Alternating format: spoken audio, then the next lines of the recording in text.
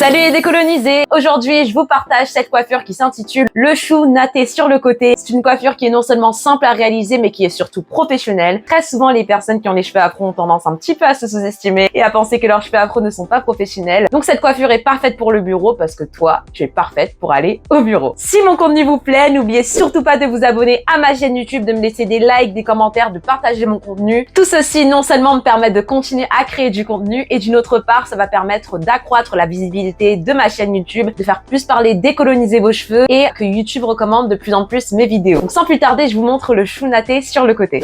Je commence par avoir les cheveux séparés en deux sections au niveau supérieur. Donc c'est pas une règle qui va jusqu'en bas, c'est pas nécessaire pour cette coiffure. Ensuite, je m'attaque au côté gauche. Je vais prendre une section qui va jusqu'au niveau de mon oreille et puis ensuite, je vais séparer cette section en deux pour faire un twist vers le bas et puis progressivement, je vais prendre de plus en plus de cheveux pour que ça fasse une couronne.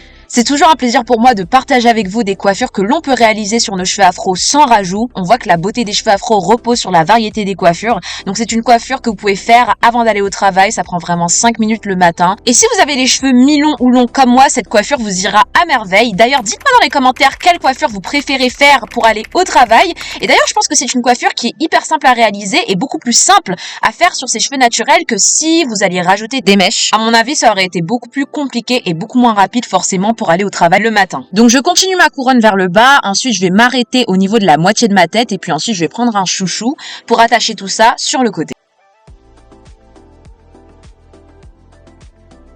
Voici notre couronne quand elle est terminée et puis ensuite on a l'autre partie qui n'est pas nattée, c'est normal. En fait on va l'attacher comme je vous l'ai expliqué et puis ensuite on va terminer la coiffure.